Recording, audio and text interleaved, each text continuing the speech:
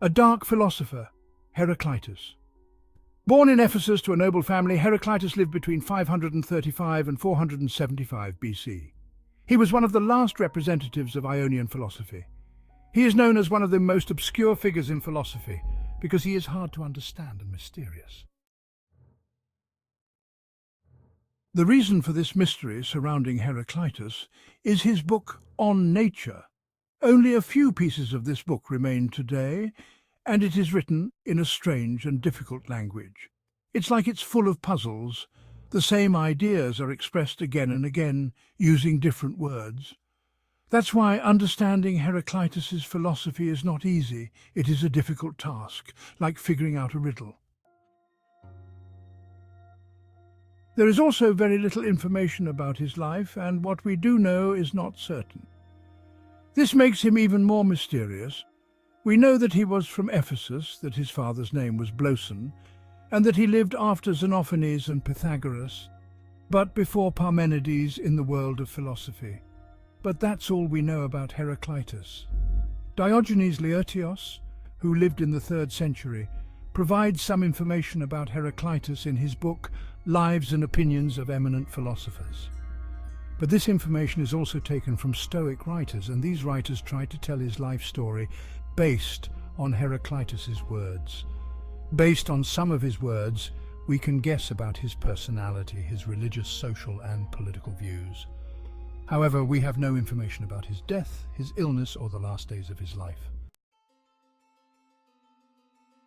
Yet these words show that Heraclitus strongly disapproved of humanity, society, the world, politics, and the economy. His language is also quite harsh.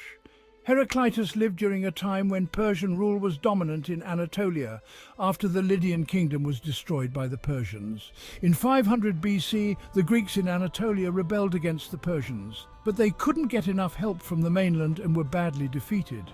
The heavy blow they received at Ephesus in 490 BC led to the destruction of many wealthy Ionian cities, including Miletus.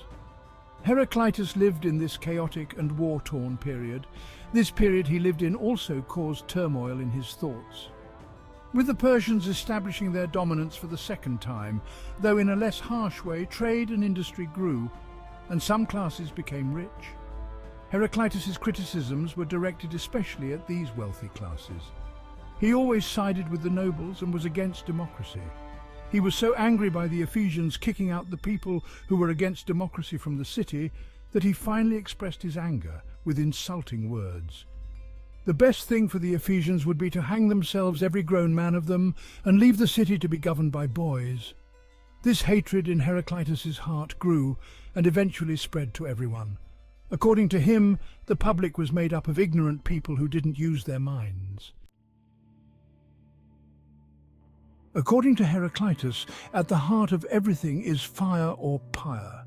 Fire is the basic element, the arch from which everything comes and to which everything returns. It is a force that destroys while it creates and creates while it destroys, and it is intelligent.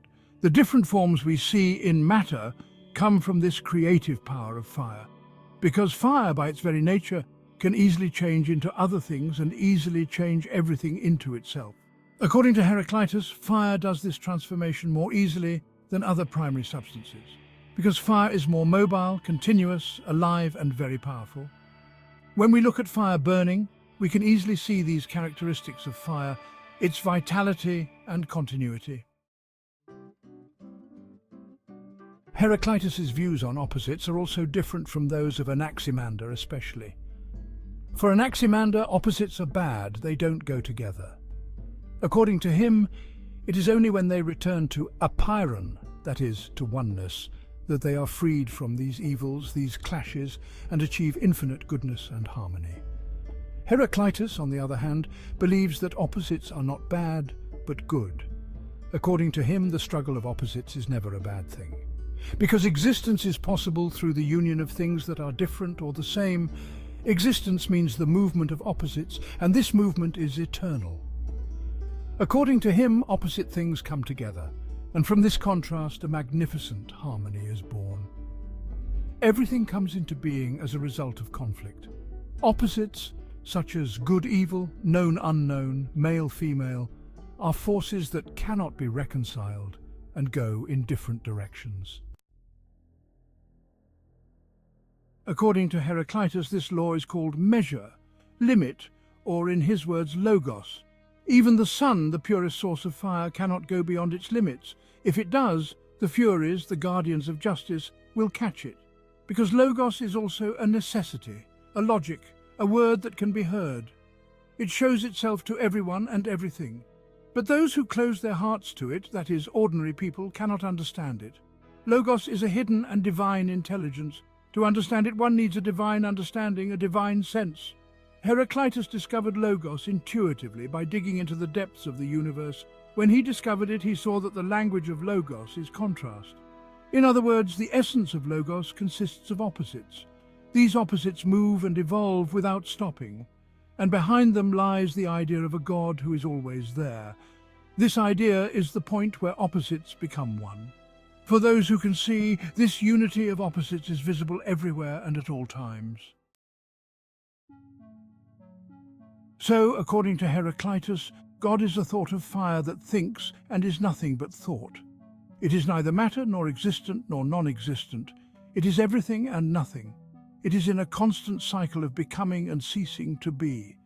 This fire, as it goes out, will burn, and as it burns, it will go out. That is, the universe will be destroyed in a firestorm, but from the destroyed universe, a new universe, again made of fire, will be born. The meaning of this is, the universe existed before God. It exists now, and it will exist in the future. So no god or human created the universe. God is day and night, winter and summer, war and peace, abundance and scarcity. God has given man the name child, because, according to him, everything is like a child, like a human. These thoughts show that Heraclitus was also against the common understanding of religion in his society, because, according to him, true religion is to reach the divine thought of the universal fire with our thoughts. According to Heraclitus, it is time that reconciles opposites. According to him, time is a child playing checkers. The kingdom is in the hands of the child. This kingdom is a kingdom peculiar to the play of opposites, to the harmony that binds them together. It is a kingdom that belongs entirely to God. Because God in Heraclitus's thought is a harmony that is superior to, transcendent to, and invisible to visible harmony. And this hidden harmony is far better than visible harmony. In short, Heraclitus, with his theory of fire or logos, wants to awaken humanity, which is asleep while awake, and bring them to a higher understanding, because logos, like this whole world, is right before our eyes. But the greatest delusion of us humans is that we cannot see the reality that is right before our eyes. He says of the public, they are like deaf people, it is pointless to speak to them, for they do not understand. How beautifully his words, though they are present, they are absent, describe this state of theirs.